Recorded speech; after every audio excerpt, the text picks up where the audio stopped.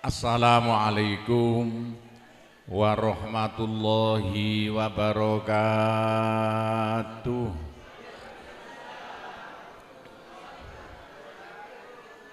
Bismillahirrahmanirrahim.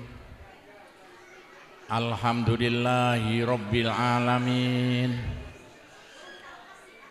Wassalatu wassalamu ala asyrafil anbiya'i wal mursalin Sayyidina Muhammadin wa ala alihi wa sahbihi ajma'in. Amma ba'du. Bapak-bapak, ibu-ibu, saudara-saudara dan anak-anak sekalian yang sangat kami hormati, alhamdulillah, marilah kita bersama-sama memanjatkan puji syukur kehadirat Allah Subhanahu wa Ta'ala. Sholawat dan salam mudah-mudahan tetap atas Nabi besar Muhammad Sallallahu Alaihi Wasallam. Bapak-bapak, ibu-ibu, saudara-saudara sekalian yang sangat kami hormati, pertama kali atas nama satu Mustasar NU Jawa Timur, ketuanya saya, se-Indonesia wakilnya saya, pengasuh Pondok Pesantren Sunan Derajat saya, dua-duanya ini boleh dikatakan ya anak buah saya. Saya terima kasih banget atas ya usaha Bapak Ibu sekalian di Malaysia yang begini ramainya. Saya tidak sangka-sangka kok sampai ada begini acara yang ramai sekali. Atas nama pengasuh Pondok Pesantren Sunan Derajat dan Penasehat NU Indonesia, saya mengucapkan banyak-banyak terima kasih dan hanya bisa mendoakan mudah-mudahan yang kumpul di tempat ini besok masuk surga semuanya. Bapak-bapak dan ibu yang kami hormati, nomor dua, saya minta maaf yang sebesar-besarnya karena acara seperti ini saya tidak bisa membantu apa-apa. Hanya datang, tidak bisa membantu apa-apa, hanya bisa membantu mendoakan saja. Ya bagaimana sudah tua, sudah umur 70 seperti saya, dikira masih muda, padahal itu murid saya tua-tua tadi itu. Loh kok kelihatan sudah tua-tua, jenggotnya putih kabeh. Ada itu rata-rata murid saya tahun 77-80-an dulu. Bapak-bapak dan ibu sekalian yang kami hormati, sebetulnya saya ini seperti saudara di Malaysia ini. Saya hampir ya tiap-tiap beberapa bulan ke Malaysia, 3 bulan ke Malaysia. Saya banyak usaha-usaha yang ada di Malaysia. Kayak saya ini ketepaan koncone Anwar Ibrahim, ya saya ini orangnya. Jadi saya ke Malaysia ini dulu itu ketepaan. Ceritanya begini ya, Jogondo-gondo. Dulu Gofar Bapak punya anak namanya Sya'roni, jadi kepala bank seluruh Malaysia. Uang bank disuruh beli, dibuat beli kayu-kayu di Kalimantan yang bukan main luasnya. Kayu itu tidak laku-laku sampai 2 tahun. Saya uang bank Malaysia ini bingung, tidak karu-karuan. Entah bagaimana ketuanya bank seluruh Malaysia, Sya'roni dulu anaknya Gofar Baba, datang ke Pondok Sunan Derajat suruh doakan. Ya didoai anak-anak itulah. Doa apa? Doa kunut. Lah kok ketepaan pulang dari Pondok Sunan Derajat, tanah yang bukan main, hutan yang bukan main di Kalimantan, laku spontan yang beli orang Korea. Itulah ceritanya. Seneng sekali Sya'roni sampai bilang pada saya waktu itu masih kesulitan uang, sekitar tahun 85. Saya mulai beli tanah, habis uang banyak sekali, utang saya banyak sekali. Sya'roni bilang, Pak Gofur, saya berhasil. Saya ingin bantu Pak Gofur, hutang Pak Gofur berapa? Saya bayar semuanya. Habislah utang saya yang banyak sekali waktu itu sampai Pondok Sunan Derajat, asalnya 1/4 hektar jadi 140 hektar luasnya. Semua tanahnya hutang, yang banyak bayar itu putranya Gofar Baba. Berarti Gofar Baba seperti saudara dengan saya mulai dulu. Itu cerita nih, sampan tinggal mondok tok. Yang bayari tanah itu dulu sebetulnya namanya Syakroni, saya yang sudah meninggal sekarang. Itu ceritanya Pondok Sunan Derajat bisa besar karena dibantu orang besar Malaysia. Putranya Gofar Baba waktu itu. Lalu Pondok Sunan Derajat bangun masjid. Masjid yang serba 9. Masjid itu waktu itu tahun 90-an habis 5 miliar. Saya hutang juga, enggak punya uang. Mungkin Bapak tahu masjidnya itu, yang bagus sekali itu di tengah-tengah pondok. Habis 5 miliar, uang enggak ada. Saya hutang lagi, orang Gresik, orang Bayat, 3 orang saya hutangi. Pak Gopur kalau sudah punya uang nyaur, ya. Bagaimana? Loh ternyata dadaan waktu saya wayai nyaur di Malaysia ada borongan jalan tol paling luas waktu itu tahun 90-an. Ada 48 orang yang merebut jalan tol di Malaysia. Salah satunya yaitu ada temannya Anwar Ibrahim, waktu Anwar masih belum dalam hukuman. Temannya datang ke Pondok Sunan Derajat, suruh doakan supaya dia menang. Alhamdulillah temannya Anwar Ibrahim menang. Karena menang, saya ditanya, punya hutang berapa? 5 miliar, habislah hutang saya. Yang nyauri orang Malaysia. Itulah ceritanya, begitu itu saya sampai bisa besar Pondok Sunan Derajat karena kendel hutang. Yang nyauri orang besar-besar Malaysia. Sekarang sudah kaya Pondok Sunan Derajat, punya pabrik banyak sekali. Itulah ceritanya Pondok Sunan Derajat dekat dengan Malaysia. Bapak-bapak, Pondok Sunan Derajat pondok tertua di Indonesia. Pondok Sunan Derajat dibangun tahun 1460-an, sudah umur 600 tahun. Pondok Jombang baru 100 tahun, Pondok Sunan Derajat sudah 600 tahun. Pondok Sunan Derajat itu satu-satunya peninggalan Wali Songo yang masih ada. Wali Songo yang paling Wali Songo dulu bikin pondok jumlahnya 9, tapi yang 8 sudah habis. Tinggal kuburan. Satu-satunya yang asli belum dipindah ke tempat yang lain. Jadi tinggal Pondok Sunan Derajat. Itulah. Sekarang banyak orang-orang Malaysia mondok sana, tapi sayang yang mondok sana yang beling-beling itu. Rata-rata orang Malaysia mondok di Pondok Sunan Derajat. Itulah ceritanya Pondok Sunan Derajat. Nah, bagaimana dengan NU? Ceritanya begini ya tentang NU, yaitu sebelum Kanjeng Nabi lahir itu di Arab itu sudah pecah menjadi 2, Bani Hashim, Bani Umayyah. Itu rebutan Ka'bah mulai Kanjeng Nabi belum lahir, sudah perang enggak karuan Bani Hashim, Bani Umayyah. Bani Hashim, Bani Umayyah rebutan Ka'bah. Kanjeng Nabi itu Bani Hashim. Sebab itu Kanjeng Nabi yang mungsuh itu dari Bani Umayyah. Perang Badar Bani Hashim, Bani Umayyah. Perang Uhud Bani Hashim, Bani Umayyah. Sama orang Arabnya. Kanjeng Nabi meninggal diteruskan Abu Bakar Bani Hashim. Ceritanya panjang, tidak usah saya ceritakan Bani Hashim Umayyah.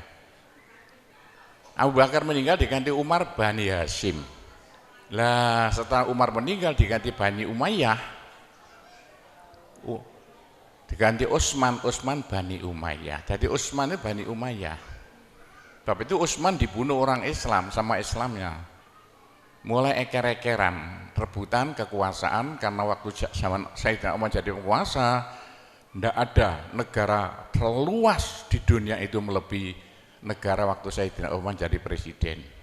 Hampir 3 benua dikuasai semuanya. Utsman meninggal diganti Sayyidina Ali. Ini jadi NU nanti itu, khususnya NU Wotan. Yang banyak mondok di Sunan Derajat wong Wotan. Itu. Jadi Sayyidina Utsman meninggal diganti Sayyidina Ali Bani Hashim lagi. Gara-gara itulah waktu Sayyidina Ali berubah, perang Islam podo Islami antara yaitu Sayyidina Ali dengan grup dari Bani Umayyah. Sayyidina Ali meninggal dibunuh orang Islam.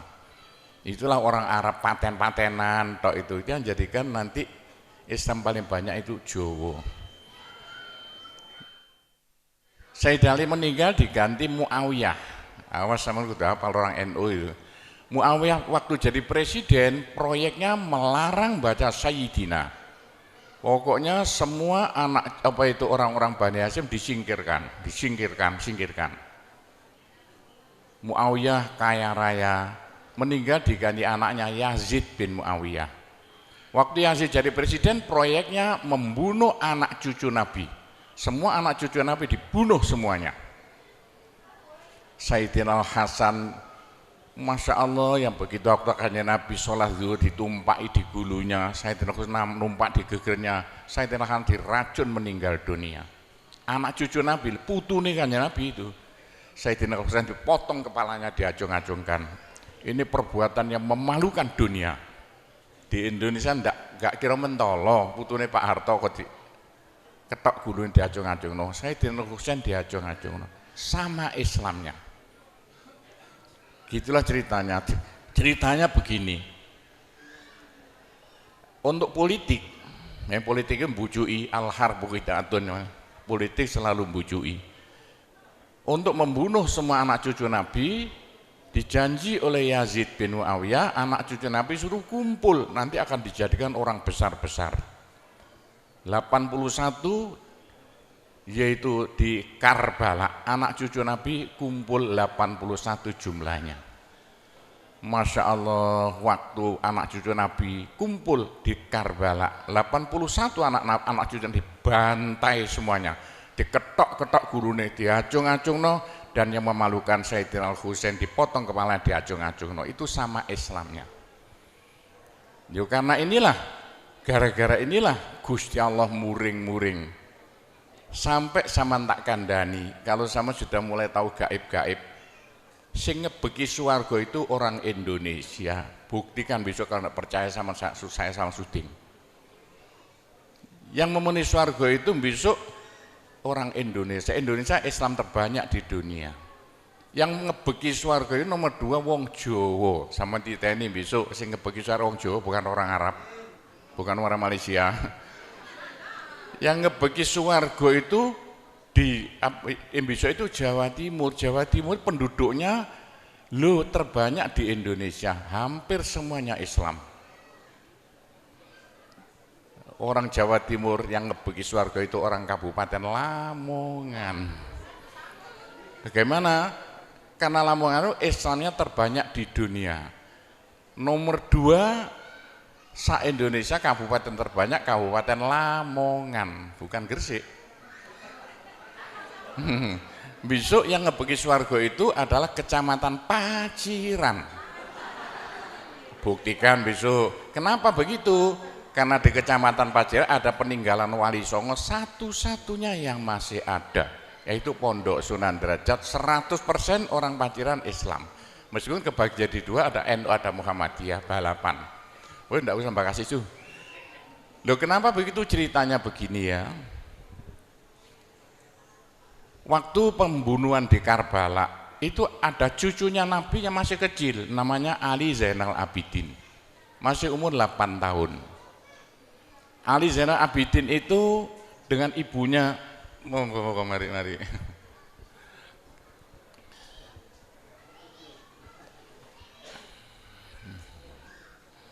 Ali Zainal Abidin itu dengan ibunya yang kurus sudah mau meninggal dunia. Yang disuruh membunuh Ali Zainal Abidin yang baru umur 8 tahun, gak tego, gak mentolo begitulah. Lalu Ali Zainal Abidin itu dilarikan, waktu itu masih umur sekitar 8 tahun. Dibawa ke Turki, saya dipanggil ke Turki, tadi malam saya dipanggil ke Turki. Saya insya Allah akan datang ke Turki karena ada urusan ini. Semalam saya bukan dengan Anwar Ibrahim, saya diajak ke Turki.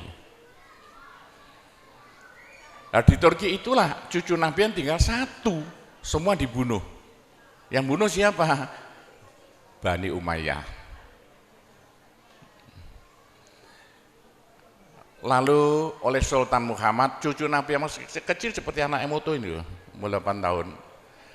Diramut sembuh, disingit no karo orang Jawa di Rusia, di desa namanya Samarkand.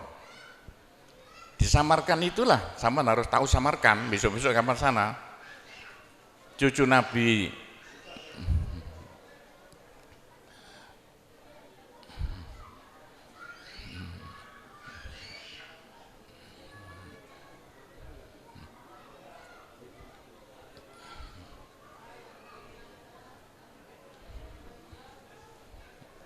mari.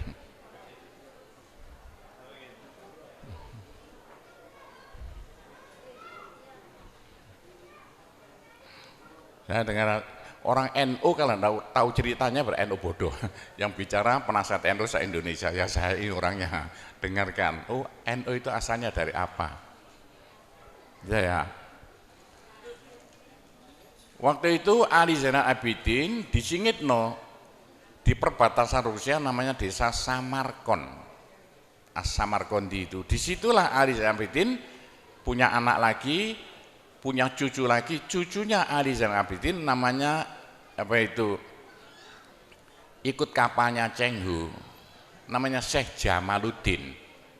Ikut kapalnya Cheng Ho masuk Pulau Jawa. Waktu kerajaan Mojopahit pelabuhannya masih di Tuban. Syekh Jamaluddin itu harus tahu satu-satu cucu Nabi yang masuk Pulau Jawa pertama kali. Di Arab habis bilang Sayyid, saya syuting tidak bisa bicara kok bisa Sayyid sama itu dari mana? Oh yang Sayyid yang rata-rata itu orang Jawa. Saya tahu ceritanya lengkap, punya bukunya itu. Sampai saya ambil di negara Belanda sana, bukunya semua diambil Belanda dulu itu. Sama harus tahu Syekh Jamaluddin itu bikin rumah di Tuban, di Kecamatan Jatirogo, Desa Jambi. Tiap hall pasti saya. Hallnya tanggal 15 Ramadan, tanggal 15 Syakban. Itu pesarnya anak cucu Nabi yang pertama kali masuk Pulau Jawa. Nama siapa namanya? Syekh Jamaluddin. Syekh Jamaluddin nurunkan banyak orang sampai Tuban, Rembang. Itu Bojonegoro anak cucu Syekh Jamaluddin. Syekh Jamaluddin punya anak diantaranya Ibrahim As-Samarkandi, tahu di timurnya Tuban. Punya anak sampai Lamongan, sampai Gresik. Ibrahim As-Samarkandi punya anak banyak diantaranya Raden Rahmat Sunan Ampel Surabaya. Raden Rahmat Sunan Ampel Surabaya nurunkan orang Madura, Pasuruan, Probolinggo, termasuk orang ini Kecamatan Panceng ini. Di antara adiknya Raden Rahmat Sunan Ampel Surabaya kawin dengan Raja Mojopahit terakhir Prabu Kertawijaya, Bri Kertabumi, lahirlah namanya Raden Fatah. Jadi Raden Fatah itu ibu dari Mojopahit, keliru. Ayah dari Mojopahit, ibu dari Kanjeng Nabi. Waktu Raden Fatah jadi raja, meneruskan Mojopahit, dirubahlah saya kerajaan Hindu menjadi kerajaan Islam. Waktu Raden Fatah jadi rojo, bikin pondok jumlahnya 9. Pondok yang jumlahnya 9 itulah ditugaskan untuk mengislamkan Pulau Jawa pakai damai, tidak seperti di Arab Saudi itu yang diteruskan oleh NU ini. Cara-caranya itu. Pondok yang jumlahnya 9 itu sayang, yang 8 habis, tinggal kuburan. Satu-satunya peninggalan Wali Songo yang masih ada tinggal Pondok Sunan Derajat, asli belum dipindah kemana-mana. Tapi itulah saya tugasnya paling berat di Indonesia, bahkan di dunia. Karena apa? Yaitu bagian keramut peninggalan Wali Songo satu-satunya yang masih ada. Wali Songo berhasil loh, merubah dari Hindu Buddha 100% menjadi Islam tanpa perang. Orang Mekah loh masuk Islam karena kalah perang. Saya udah tahu kok. Orang Mekah mau masuk Islam karena kalah perang. Nah itu sejarahnya bapak-bapak sudah hafal. Satu-satunya Pulau Jawa dari Hindu Buddha 100% loh berubah jadi Islam tanpa perang. Itu ceritanya begitulah, sampai cerita jadi NU ini. Loh kenapa kok Wali Songo kok jumlahnya 9? Menurut ilmu perbintangannya dalam Al-Quran, wasyamsu tajri li mustaqarrin laha dzalika taqdirul azim. Jawa itu kalau menurut abjadnya, ja itu 3, wa itu 6, abjadun hawa, abjad 3 tambah 6 berapa jumlahnya? 9. Bapak itulah apa itu Jawa itu harus bikin wali jumlahnya 9, NU bintangnya 9. Apa ikut-ikutan 9 karena Jo dan Wa itu jumlahnya 9. Semua kerajaan yang ada di Jawa mesti hurufnya jumlahnya 9. Yang jumlah 9 asalnya milik Pulau Jawa. Seperti Indonesia hitung berapa? 9, Pancasila berapa? 9, Mojopahit berapa? Siliwangi berapa? 9, Sriwijaya berapa? 9, semuanya 9, Mojopahit jumlahnya 9, Singosari jumlahnya semua 9. Termasuk 9 apa? Malaysia 9 jumlahnya, Malaysia 9. Kurang 1 apa 9 itu? Bapak-bapak dan ibu sekalian yang kami hormati, itulah caranya dulu Wali Sembilan bikin pondok-pondok yang jumlahnya 9 bisa merubah Hindu Buddha tanpa gegeran menjadi Islam yang proyeknya harus sama teruskan, bukan pakai politik. Pondok Sunan tidak boleh ikut-ikutan politik. Pakai apa? Pendidikan. Caranya tiap ada susah-susah kumpul satu kampung diajak tahlilan. Ada senang-senang kumpul satu kampung diajak sholawatan. Itu caranya 9 wali dulu yang di Arab Saudi tidak ada. Begitulah ceritanya, garis besarnya caranya begitu. Loh karena waktu mojo apa itu kerajaan Demak buyar, Indonesia rebutan tidak karu-karuan supaya Indonesia jadi satu nusa satu bangsa. Gusti Allah datangkan Belanda. Belanda didatangkan untuk suatu nikmat bagi bangsa Indonesia. Kalau tidak Belanda tidak datang, tidak mungkin Indonesia dapat nikmat. Nikmat apa? Indonesia yang pecah belah jadi bukan main banyaknya kerajaan-kerajaan. Loh, setelah tahun 45 Belanda dikalahkan oleh Amerika, Indonesia menjadi satu nusa satu bangsa. Sebetulnya yang menjadikan Indonesia satu nusa itu Belanda. Belanda lari, dikejar-kejar oleh tentara dari Jepang, dari Amerika. Itulah, jadi alhamdulillah kalau Indonesia tidak dijajah Belanda, mungkin jadi kerajaan Gresik, kerajaan Bojonegoro, kerajaan Semarang gitu. Untungnya dijajah. Sekarang Indonesia itu Islam terbanyak di dunia dan caranya pakai pondok pesantren, dan sekarang dari Cina datang kiainya nomor 1. Amerika, sampai saya diundang ke Amerika untuk ingin merjuangkan Islam seperti di Pulau Jawa. Jadi sekarang di mana-mana ingin niru Pulau Jawa, tidak usah ikut partai politik. Partai apa saja silakan, yang penting tugas sampean semuanya kalau bisa niru pondok pesantren, bikin pendidikan Islam di seluruh Indonesia, kalau bisa di Malaysia. Yang pakai damai. Bagaimana orang Malaysia kecil-kecil bisa baca Al-Quran, doanya wudhu, doanya sholat. Tapi kalau bisa seperti di Indonesia pakai ibtidaiyah. Sekolahnya ikut pemerintah tapi yang diajarkan agama. Masya Allah kalau itu bisa nanti dikembangkan pelan-pelan di Malaysia. Pun saya temannya orang besar-besar Malaysia itu saya. Nanti boleh asal damai, tidak usah kere-keran. Bagaimana caranya? Insya Allah nanti kalau bisa akan menjadikan orang Malaysia besok seperti Pulau Jawa. Menui surga. Itulah cerita garis besarnya asal usul NU yang sekarang dilantik di sini, asal usul Pondok Sunan Derajat, yaitu ceritanya hanya begitu, itu garis besarnya. Mungkin Bapak Ibu tanya saya, karena saya itu bagian dongo di NU itu, tentang urusan dongo sing paling mandi untuk cari uang. Nggih Bu nggih? Wah ini gue mau tak ulangi. Wong sampai kere ku saking gobloke. Lah Gusti Allah nantang sampean ud'uni astajib lakum, mintalah padaku saya beri. Tuhan tidak akan melayani janji. Siapa yang minta pasti diberi. Doa paling mandi itu sebetulnya satu pakai Al-Quran, dua pakai zikir. Al-Quran itu singkatan kitab sak jagat. Kitab sak jagat yang jumlahnya 126.000, 124.000. Diperes jadi 4, Quran, Zabur, Taurat, Injil. Quran disingkat jadi surat Yasin. Bu, Pak, kalau butuh apa-apa urusan dunia, minta itu dipilah-pilah loh. Ada minta krono Allah, ada krono surga, ada krono pahala, ada karena dunia. Bahkan yang karena dunia dalam Al-Quran diutamakan. Rabbana atina fid dunya hasanah. Karena dunia dipilah-pilah, minta sapi, minta kebo, minta ayam, begitulah. Minta apa? Minta uang untuk nyaur hutang.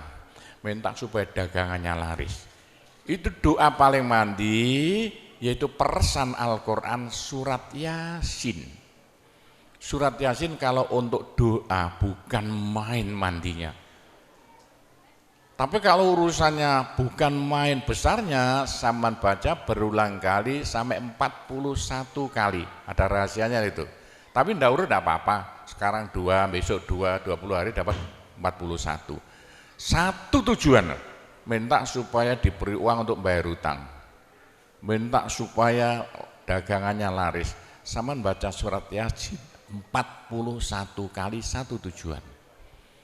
Kalau tidak mampu, kumpulkan ibu-ibu, diberi makan semuanya, suruh baca surat Yasin, tiap satu orang 2 kali, orangnya 20, atau satu orang 4 kali, orangnya 10, atau satu orang sekali, orangnya 41, kan sudah.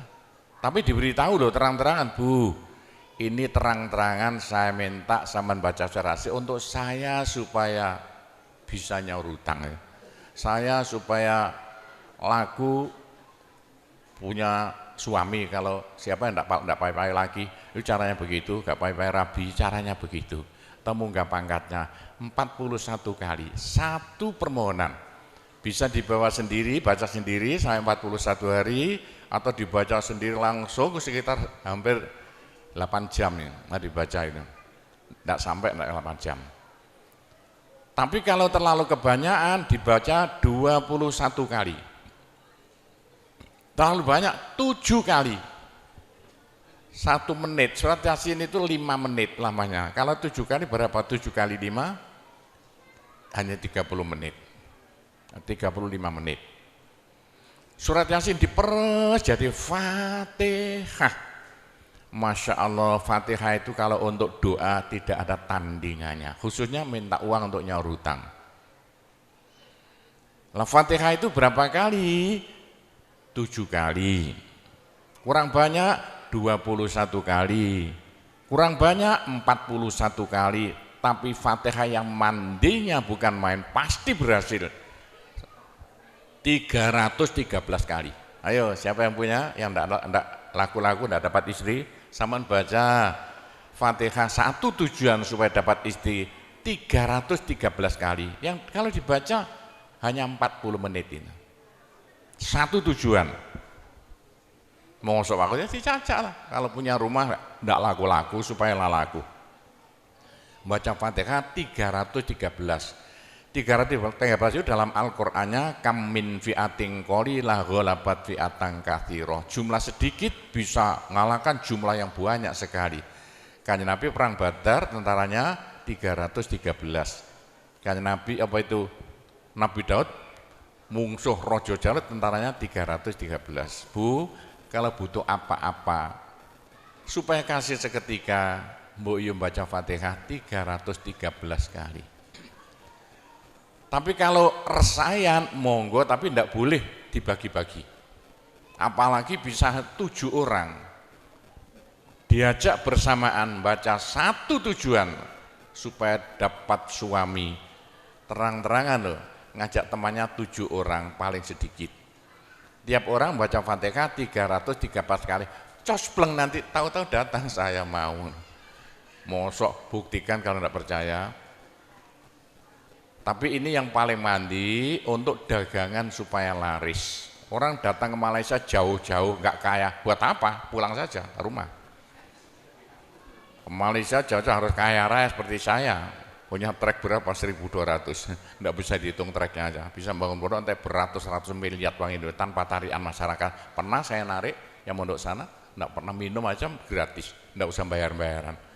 Ya, karena apa? 313 kali Fatihah untuk minta uang. Minta uang. Bisa ya? Pak Gopur, kecilkan lagi, Fatihah diperes jadi apa? Bismillahirrahmanirrahim. Bismillahirrahmanirrahim itu kalau untuk doa tidak ada tandingannya. Berapa kali terserah. Mulai 7 kali saya berapa kali. Bismillahirrahmanirrahim, Bismillahirrahmanirrahim bisa. Tapi kalau tujuannya penting sekali dan harus berhasil seketika dibaca dengan jumlah hono corokonya Bismillahirrahmanirrahim. Abjadnya berapa? 786 kali. Buktikan kalau Anda percaya. Kalau ingin apa-apa berhasil seketika, sama baca Bismillahirrahmanirrahim, Bismillahirrahmanirrahim. Ping 786. Satu tujuan, buktikan nanti. Apalagi bisa diulang-ulangi sampai 3 kali, 3 malam. Wah, bukan main. Itulah saya bisa jadi kaya raya karena doa. 85 murid Pondok Sunan Derajat tinggal 5 ya. 80 tinggal 5. Loh, saya toto 20 tahun jadi sekarang 12.000. 80-an Pondok Sunan ya 1/4 hektar, sekarang jadi 140 hektar. 85 tinggal apa itu ibtidak sekarang sama S2. Loh, bagaimana? Dari doa. Kalau enggak saya beritahu, enggak mungkin Bapak percaya. 85 sepeda ontel saya enggak punya, 80-an enggak punya. Sekarang trek yang memenuhi jalan-jalan seluruh pulau Jawa, trek Sunan Derajat. Saya kendel utang, sekali utang terakhir 160 miliar, 2 tahun lunas. Doanya Bismillahirrahmanirrahim, Bismillahirrahmanirrahim, 786. Niatnya terang-terangan minta uang untuk bayar hutang. Udah hafal? Mosok. Jadi Bismillahirrahmanirrahim, yang paling mandi dibaca 786, ke atas lagi Fatihah, berapa kali? 313. Di atas lagi surat Yasin berapa? 41 sudah habis. Nah, tapi doa yang mandi lagi tidak ada melebihi singkatan zikir sak jagat apa? La ilaha illallah, la ilaha illallah dalam Al-Quran jelentreh, dalam hadis jelentreh sekali. Jadi siapa yang sial? Ayo sial. Apes dari wong Jawa, ndak ada orang melarat ngungkuli seperti wong apes ngene gak tepak ngono gak tepak untuk menghilangkan sial paling cepat la ilaha illallah, la ilaha illallah. Sama coba lah hilang sialnya. Tapi sebaliknya nekakno bejo sing paling luar biasa ndak ada melebihi la ilaha illallah, la ilaha illallah. Yo sapa sing ingin bejo ojo leren-leren zikir la ilaha illallah, la ilaha illallah lah, gampang lah. Tapi yang paling penting untuk akhirat, ayo siapa yang tidak akan masuk neraka jangan berhenti zikir la ilaha illallah, la ilaha illallah. Dalam hadis Nabi loh, semua dosa itu tidak akan bisa bertahan, pasti hancur karena dipules la ilaha illallah. Berapa banyak dosa sampean kalau zikir la ilaha illallah bagaikan batu dipules lender, krepes. Ayo sing dosane akeh sapa? Nah, kalau koyo opo, saya intelnya polisi di bidang narkoba itu saya di Indonesia ini mulai zaman dulu. Ayo, bagaimana? Orang nakal itu akan sembuh nakalnya kalau tidak berhenti zikir la ilaha illallah, la ilaha illallah. Siapa yang nakal? Senangannya minum pil koplo. Kenapa? Malaysia, bahasa Malaysia apa itu? Itu ganja. Tapi kalau ingin cepat sembuh ya, caranya begini ya. Sama zikir la ilaha illallah, sekali zikir saambekan. La ilaha illallah. Terus sama tarik napas, serut begitu. Menurut ilmu alam, kalau sama zikir la ilaha illallah, dari mulut sama keluar aura-aura bion-bion yang tidak akan bisa hilang sampai ribuan tahun, sampai jutaan tahun. Naik untuk kekayaan sampean di akhirat. Itu dalam Al-Quran, yuridu harsal akhirah nazid lahu fi harsi. Tapi untuk di dunia, yuridu harsad dunia nu'tihi minna, caranya begini.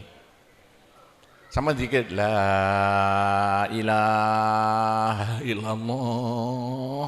Ini sinar putih keluar, ditarik masuk hidung, masuk paru-paru, dipekek. Ini bisa menghilangkan kenakalan sampan semuanya. Itu caranya Wali Songo dulu untuk merubah Indonesia asalnya dari Hindu Buddha menjadi Islam tanpa gegeran. Diundang, diberi makan, beri berkat, tapi waktu mau tahlilan lah panjang dulu. Afdalu zikri kana fa'lamana la ilaha illallah. Tiga, itu politik itu. Itu kan tarik nafas masuk hidung. Serut. Itu caranya merubah sampean asalnya sial, hilang sialnya. Asalnya nakal supaya hilang nakalnya. Caranya begitu. Apalagi waktu itu mata dipejamkan. Monto direnung dengan narik serut cepat hilang nakalnya, bagaimana jadi orang baik. Tapi kalau nakalnya sudah kelas kakap, waduh sudah seperti anak-anak Malaysia yang lari ke Pondok Sunan Derajat itu, iya bagaimana, saya tahu itu kena nakal-nakal karuan. Caranya driji tengah ya, dan jemulan templek plek ini dua-duanya. Terus sama tarik, nyeng, sama cacak nanti kan, loh iya, ini paling cepat untuk menghilangkan kenakalan dengan zikir la ilaha illallah. Waktu narik, mata dipejamkan, diriji tengah dengan jempolan ditempelkan, tarik, serut. Ini ilmu rahasia loh, enggak saya beritahu ini, supaya yang nakal-nakal hilang nakalnya, spontan. Nah itu zikir la ilaha illallah sepanjang-panjang la ilaha illallah, tertarik serut. Tapi untuk nekakno bejo supaya sampean bejo, supaya sampean berjaya, sama saja. Supaya ndak sial. Sama zikir la ilaha illallah saambekan. Apa ditarik serut, itu caranya begitu. Pak Gowo ndak dulu diberitahu, pengajiannya baru sekarang. Ini rahasianya supaya untuk merubah nasib. Dengan la ilaha illallah. La ilaha illallah itu mulai Nabi Adam ndak diberikan pada nabi-nabi, minta la ilaha illallah ndak diberikan. La ilaha illallah untuk umat Muhammad, supaya umat Muhammad lo di dunia bahagia, di akhirat masuk surga, dan tidak masuk neraka pakai la ilaha illallah. Nah, itulah supaya tidak masuk neraka. Dalam hadis Nabi ya, sama jangan berhenti dikit la ilaha illallah, la ilaha illallah, kata Nabi. Berapa dosa sampean kalau sama zikir la ilaha illallah, habis semuanya. La ilaha illallah alat dari Tuhan untuk supaya dosa kita bisa habis, karena surga tidak masuk, tidak mau dimasuki orang yang bawa dosa. Supaya kita bisa masuk surga, dosa dihabiskan dengan zikir la ilaha illallah, la ilaha illallah. Lah supaya kaya di surga, orang surga itu tidak sama loh. Ada di surga itu miskin, ada di surga kaya. Tinggi dan pendeknya derajat yang di surga tergantung banyak sedikitnya pahala yang kita bawa di dunia. Kalau ingin kaya di surga, jangan berhenti berzikir la ilaha illallah. Kata Nabi, semua ibadah manusia itu ditimbang besok itu. Kecuali satu yang tidak bisa ditimbang. Apa? La ilaha illallah. Malaikat tidak kuat mau ngangkat la ilaha illallah ke atas timbangan. Nah, diangkat pedet kakinya malaikatnya. Ini apa-apaan ini, bekas kok begini. Teman-teman mulai ayo angkat bersama, diangkat timbangannya, perek, hancur timbangannya. Wah, ini enggak usah ditimbang. Apa kata orang Jawa, gelundung naik.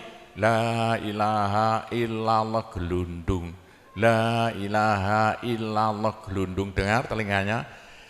Sudah saya beritahu begini, masih ada orang masuk neraka, bodoh itu. Masih kere di surga, bodoh namanya itu. Sudah la ilaha illallah diturunkan pada sampean supaya sampean kaya raya di surga. La ilaha diturunkan pada sampean supaya sampean tidak masuk neraka. Dah terakhir, tinggal satu terakhir, saya suruh ngomong tidak boleh panjang-panjang. Nanti masih tunggu. Terakhir, tapi saya ngulangi doa saja. Pokoknya begini ya, orang sampai gagal saking bodohnya. Orang sampai kiri saking bodohnya. Lah kok begitu? Tuhan mantap. Ud'uni astajib lakum. Manusia mintalah padaku, saya beri. Tuhan tidak akan melayani janji.